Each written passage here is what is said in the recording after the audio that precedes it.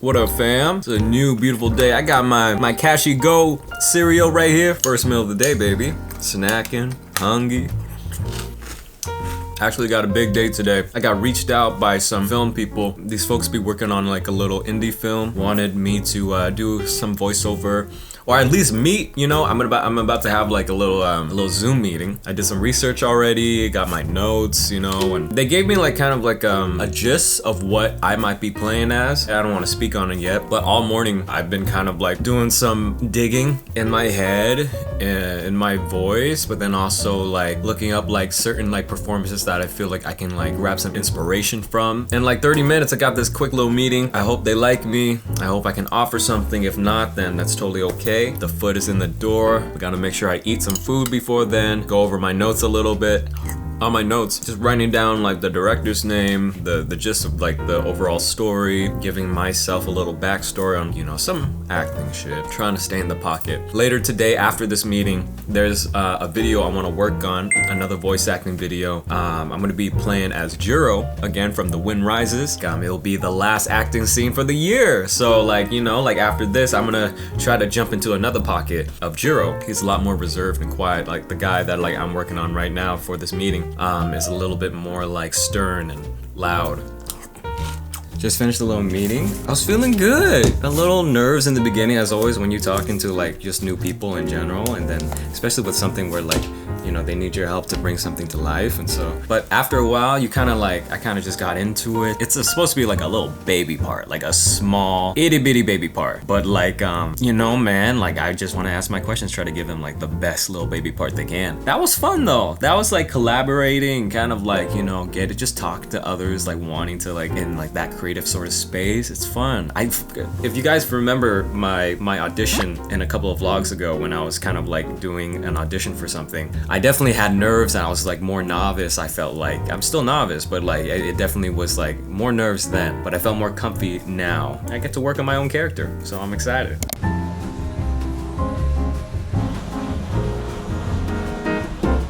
I just got back from the gym, had a good arm workout today. I realized anytime I go to the gym, I never record any footage. I barely record like my workouts. One, because like, it's like a public space. I never want to get in anyone's way. I never want to be a bother. I already don't like gym culture, personally. I've never had a good experience with like gym people and, you know, just like that sort of environment. I go because I love it. I love working out. I don't know if y'all can tell. And I go almost every other day. You know, it's like a big part of my life, working out and fitness and all that. I had a good arm workout. My arms, I don't know if you can see, I'm feeling thick today. It was a little cold today. I just wanted to show off, like, I did some work today. Woo! Take a look at that. I say I don't like gym culture and I'm over here like, ooh. Hey, but it's like my own safe space. Everyone has like their own little pocket where they like to exist in, and you know, it means something to them. I wish I could show it more, really get in depth with like my workouts and such. Maybe one day when I have my own home gym, you know, I'm working towards that, hopefully saving up. But like, you know, for now, I gotta deal with the public stuff. We feeling good. Today, we got some shit we need to do. The weather outside is frightful, but the fire is so delightful. Let it snow, let it snow, let it snow. Oh! It's Christmas time, baby. Reporting you live from my bathroom. Today I wanted to go and brace myself, put myself into the social zeitgeist of what is Christmas shopping. So I got some stuff I need to go look for some people, some loved ones. But right now, we gotta do our hair, right? I'll show y'all my outfit in a sec because I be feeling like suave today. We chillin'. Folks on the internet always be asking your baby boy how you do your hair, you know, what you do, what's your cut, and I'm always making YouTube videos about it, but y'all not watching the YouTube videos, so like, I guess you'll never know. But if you watch it and you've been curious yourself, I have like a guy I go to, real good man who he's been cutting my hair for like these past couple years. He's an Asian dude, I love him. Shout out to Van. the G. The great thing about having like your own like barber, and if you build like a relationship with them, you go to them like time and time again, they just know you. They learn your hair, they know what looks good on you. And so last time I went, I got like a 2-block cut, right? And 2-block cutting, you probably heard it. It's like a little short like on the sides and then keeping the length on top long. And then my hair, I feel like looks even better when it starts growing out after the cut. I mean, haircuts always look way better like the moment you give it time to like grow out a little bit. So that's the key to this. I did mention I kind of wanted like a tiny little baby wolf cut. I didn't have like wavy enough hair and long enough hair for something like that. But I feel like because like the way I cut it and now that my hair is kind of like growing out again, I feel like it's finally coming into its like look. I love using this. This is just like a little water spray. Then I just spray my hair like in the morning or like whenever I just don't want to dip my head into a fucking shower to like wet it so I can do it. I'm always like working out too, so like, you know, my hair is always like messy, greasy a little bit sometimes. Okay, so hair is wet. What I like to do when the hair is wet, I go in with mousse, Kristen S mousse, because I have like straight hair, so like I need like as much help as possible to give it volume, and this kind of helps it a little bit, but the key is definitely hair drying, and that's what we're gonna do. As the hair is like still wet, you want to get in there with the mousse.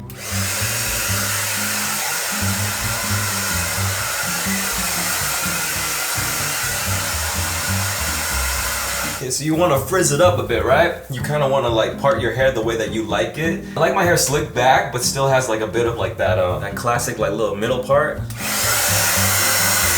I go in, I hold one side down, push it up, make sure the hair gets in there. Hold it. That's key. You gotta hold it. There we go. Same thing on the other side. There we go. You go in on the middle part.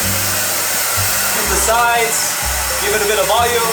I always say this, you use a little bit of heat on the area that you want to like, you know, keep its form. You put the heat on there for like 3 seconds, you take it off and you hold 3 seconds. And then like, it should kind of like keep its like hold. I mean, it never holds, you know, like my hair, I'm always like messing with it when I'm like outside in public and such. So it never stays exactly the way that you style it, but I also personally do prefer that kind of like, you know, messy look that, you know, it's not too nice, you know, so that works for me. Hair products, so I normally use like a wax kind of like medium hold paste, messy hair paste. It's from this brand called Gatsby. I ran out of it, so like I have to use this now. This is like a backup. This is Axe flexible paste. But it's a medium hold, low shine. I always try to like, you know, look for like low shine, and I always try to look for like not too crazy of a hold, right? Because I don't want my hair to look shiny, high hold type of look, like gel look, you know? I'm not a big fan of that, but I just use a bit.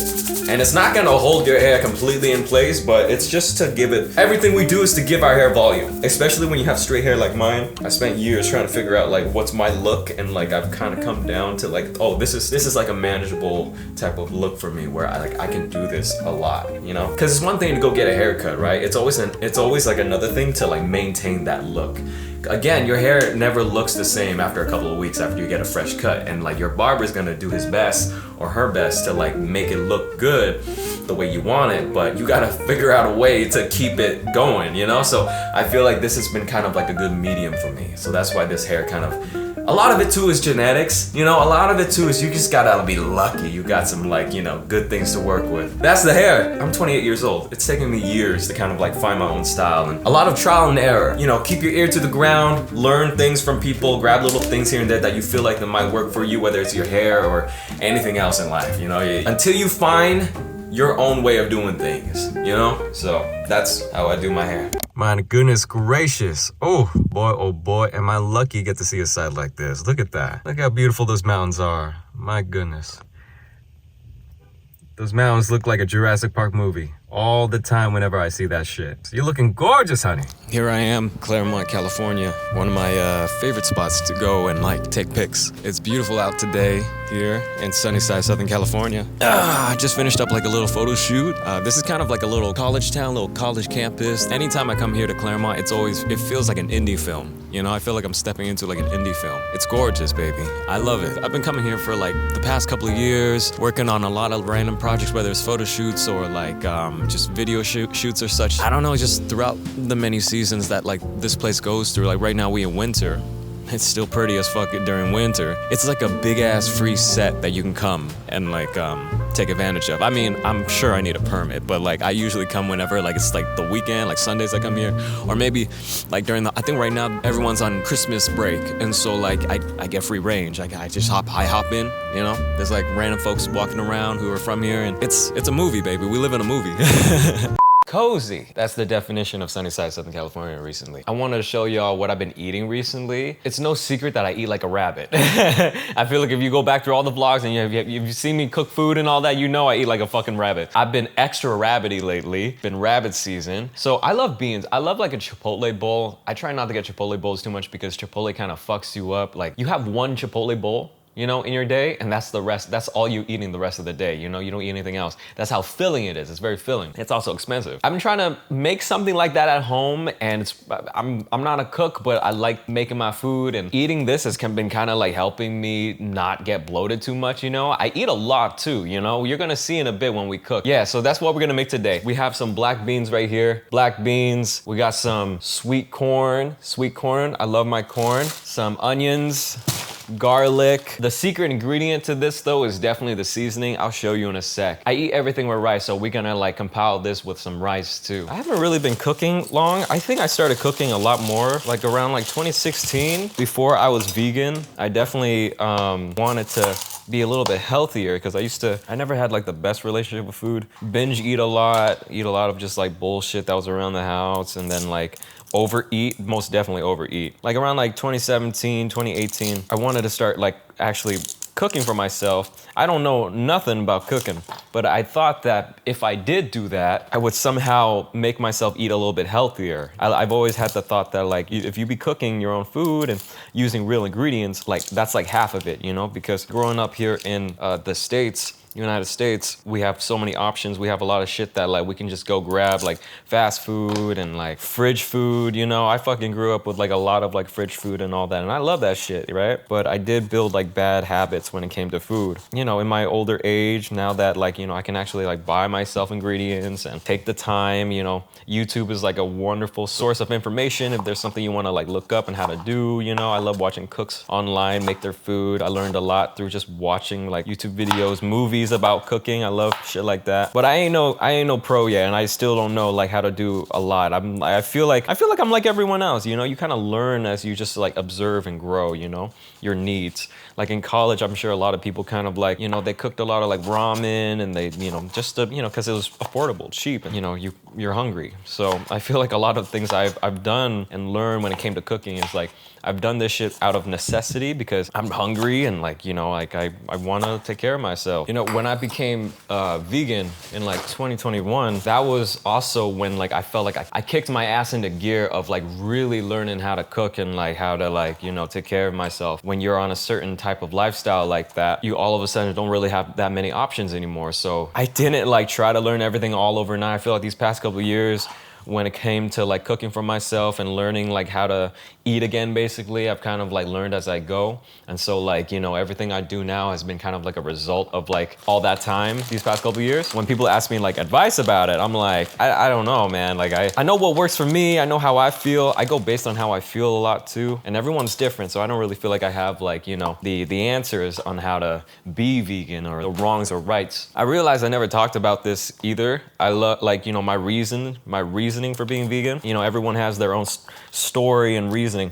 For me, I did it overnight. You know, I remember 2021, I was working at like this warehouse job at Amazon. You know, you work with people in there, and I was with this homie who was like talking about, you know, is this new diet that he wants to do because he watched the documentary on it. And then like he was like explaining to me like, you know, like, yeah, man, like I've been wanting to do this. It's like supposed to be healthy. It's supposed to like help you, you know, feel better, you know, lose some weight and all that. I remember listening. I was like, oh, it's very interesting, you know, like maybe I'll give it a shot, you know, maybe there's something I might want to do. Of course, the type of person I am, I'm like, when I decided to do it, I was just like, literally overnight, I was like, I'm gonna go cold turkey into this shit, you know? Did no research, did nothing. All I thought in my head was like, well, you don't eat meat, so you don't need to like, you know, that's basically it. You avoid meat and dairy. That's how I simplified it in my head, you know? From then on, like mid 2021 till now 2024. You know, your boy been vegan for a fat minute. It's been a force of habit.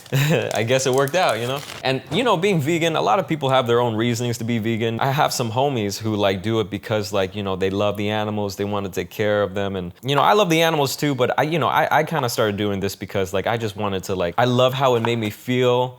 And because of my history with like binge eating and all that, it kind of like simplified eating for me. It kind of like made me more in control of what I was consuming, you know? Because when you're vegan, all of a sudden there's like a whole bunch of shit you can't eat, but then there's shit that, you know, you can eat, and you focus on that. And it's made my life a lot like, it's made my life a lot easier because I know what I can and cannot eat. And for someone like me who has like a bad relationship with food, that's a godsend, you know? I still, till this day, I don't know too much about like, you know, the vegan lifestyle, you know? I did some research, I've watched some documentaries, but like I feel like you gotta find the answers on your own. You know, I'm not too anal about certain things. Like I'm not too anal about like honey. If I have like a cute little drink from somewhere and they, you know, they have honey in there, then like fuck it, right? I've also had moments when I accidentally, you know, order a Impossible Burger and there's like still mayo in there. You know, usually you take out the mayo because that's not vegan. I'll be halfway in and I'm like, fuck it tastes bomb, you know? So like I'm not too anal about it, right? Cut up the onions, the garlic. Now we're gonna preheat the pan, go in with some oil. I'm not gonna show too much of this area because it's kind of dirty as fuck. This whole dish usually takes about like 15 minutes to make, but because I'm like recording, talking, it's gonna take a little bit. I forgot to mention, you also wanna add some like greens in there, some like, you know, whatever it is. It could be like lettuce, or I like to use broccoli. I have broccoli, but I'm not gonna use broccoli. I actually wanna put this in, some greens. This is like a leftover. I do that a lot. I like cooking leftovers. I like putting shit together and just making sure I eat everything. First, I'm gonna add in the onions right here. Let that saute for a sec. Damn, we got some like emerald. Bam! You wanna add your greens in there too. There we go. You know, people have asked me like, was it hard being vegan these past couple years and all that? Like to me, it's always been kind of like pretty straightforward and easy. I haven't really stressed too much about it. The only hardest part in like these past couple years that I've had with being vegan is how like pricey the food can be. Like it's expensive shit, man. Like, you know, like I feel like there was a couple times where I kind of almost wanted to give up. Not because like I was eating the same shit over and over. I'm a boring eater. I can eat the same shit over and over. So that's why I feel like I can do the vegan thing. But damn, woo, we got this light shining on me. Yeah, give me the spotlight. God is giving me the spotlight right now. Yeah, the hardest part was definitely trying to keep up with like how pricey things are. But I feel like I found a way to kind of like take care of that part of being vegan. Like I kind of know what I can get by with cheap and affordable ingredients. There we go. You can do a lot. You can do a lot with onions. You make sure you have like a whole bag of onions always. You can do a lot with garlic. I put garlic in everything. Beans, corn, this shit always on like clearance, and like, you know, it's always like on sale. You can pack of like 5 for like a couple of dollars. So, you know, there's ways to do it. The good shit though, the Impossible meat, all that stuff is bomb as fuck. I love it, you know? I love my little Impossible meat Spam. I love my Impossible meat little nuggies, you know? It's nice to like splurge now and then. But if you do that all the time, you're gonna be broke. All right, so now we have some seasoning. The most important part of this dish is definitely the seasoning. What I got here, I add in some MSG. This is like stuff I found kind of like in my kitchen. If you're in an Asian home, you kind of like have this stuff already, just go look for it. Crushed chilies. Right here, paprika. Paprika is key for this. It has a little smoky, like spicy to it. So if you're into that, you're into that. I know some folk live life without seasoning, and I'm sorry. Put some chili in there, it's not too spicy. And then a bit of that MSG. But you put that in, you let this saute a bit more. It's gonna give it like a bit of like a red texture.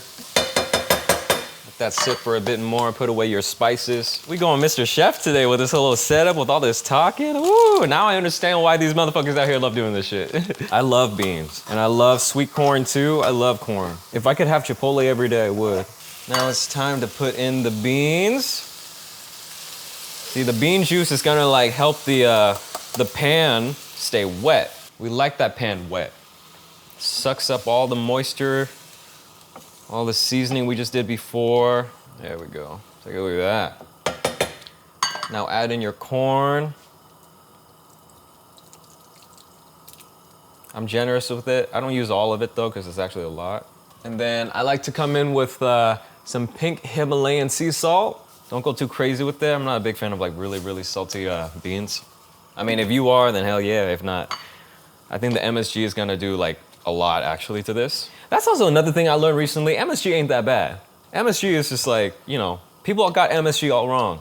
MSG got feelings. MSG, like, it's in everything. And I'm still alive, I'm right here. So don't be afraid of that MSG, amen. I'm gonna cover this, let it simmer, and we will get back to it. You just let that sit there for like a little fat minute. All right, so this has been sitting for a bit. Woo, take a look at that.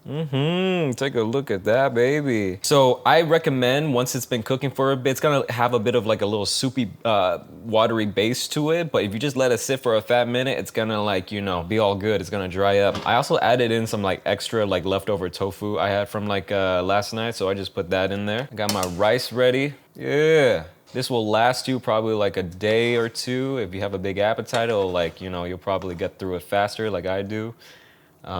But it's bomb. This is like my favorite meal I've been making as of late. I love it a lot. It's easy to make, it's fast, it's quick, and it's filling. And it gives me that sort of like Chipotle-esque type of like filling that I really like without being so filling, you know? And like, I'm not like sleepy like I do whenever I eat like Chipotle. To you, my darlings. It's been a rough year. You know, every day something new was going on, but we made it through. We did our best. We gave it our best. And we're going to go into the new year with good energy, manifesting good love for everything and everything that we do and with everyone we interact with. And here's to the food being amazing too along the way. And amen. I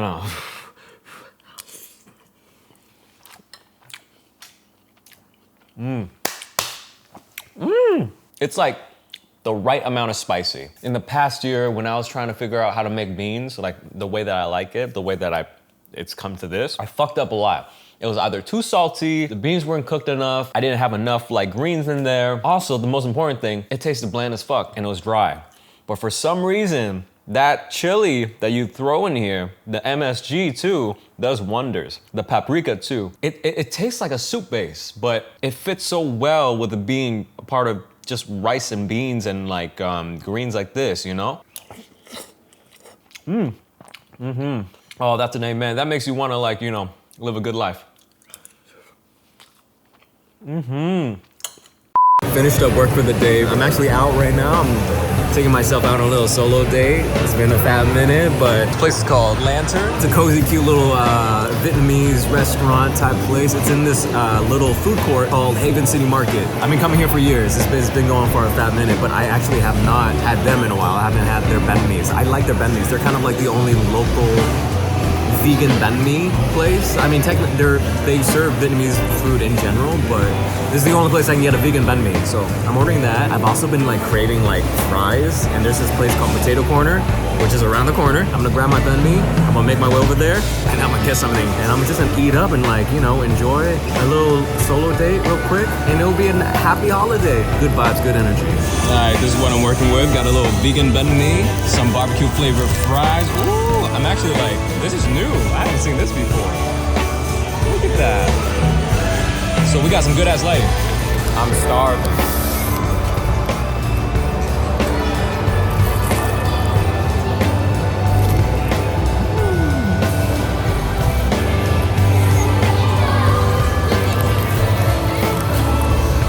I hope you be eating well this holiday season and into the new year, baby.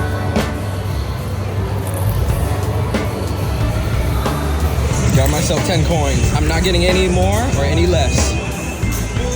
It's time to go to work, baby. Look at this cute fuck.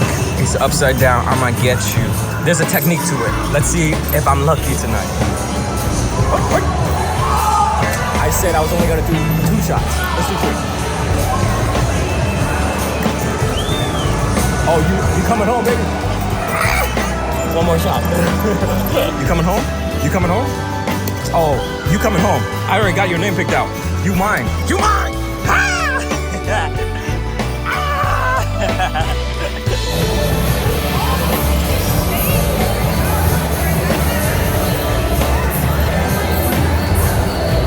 You came home, you little fuck. Alright, you stay here. You stay here. I got another one. Here are my next victim. Three shots to go, baby. Last shot, one opportunity. Let's go. Mine. Come on.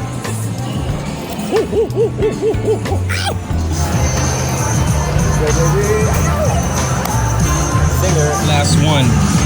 Those are my prisoners. I'm on a roll tonight, baby. One opportunity. Come on. Oh, damn. It's okay.